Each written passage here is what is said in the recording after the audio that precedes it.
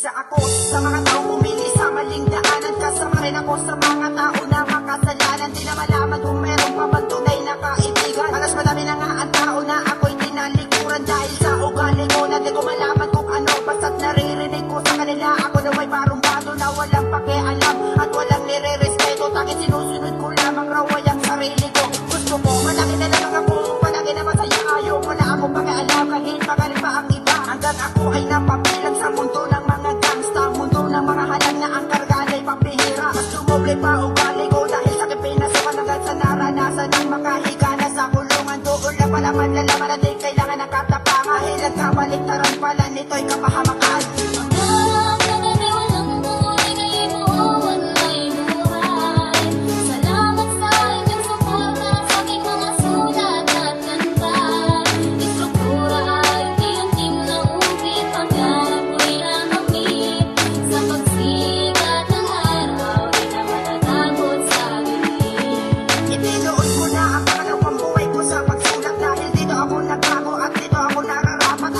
Malayo ang hangarin ko na ako'y sumikat agad may lapis at papel. Patuloy ako na magsusulang ng iba't ibang kanta na gusto kong ipahayag. Lahat ay aking gagawin at ako ay magsisipag hanggang sa makamtan ko na ang hinahangad ko na pangarap. Kilalanin ng iba kahit ako'y isang mahirap. Gagawin ko ang lahat kahit ako pa ay madapa. Tatayo ako ulit at muling magpapakilala na ako ay ganito. Isang tao rin na may pangarap. Hindi ko to tatalik na palagi akong nakaharap sa mga pagsubok na maharang sa aking daraan. Lahat ay aking gagawin para aking malagpasan. Kahit mahulog pa ako sa tinatawag na kumunoy, gagawin ko ang lahat para ako ay makalangoy.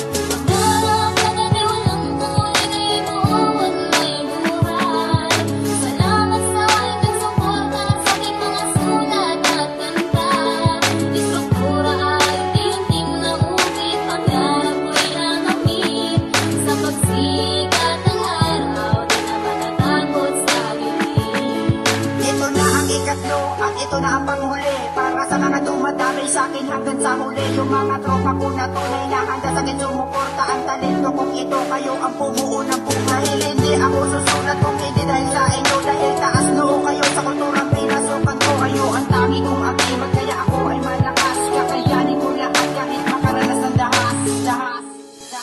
Hindi ko man inaasahan na makapasok sa alanganin. Gagawin ko ang lahat para matupad ang ipanalangin. At sana ay palang araw ako rin ay masisilawan ng bubong ng kasikatan. Akin rin ay sisilungan. Gusto ko na matapakan ang naranasan ng iba. Kahit bilang ng taon hindi mawawalan ng pag-asa. Sumusulat ako dahil dito lang ako masaya. Papanindigan ko ang isang ritwal ng isang makata.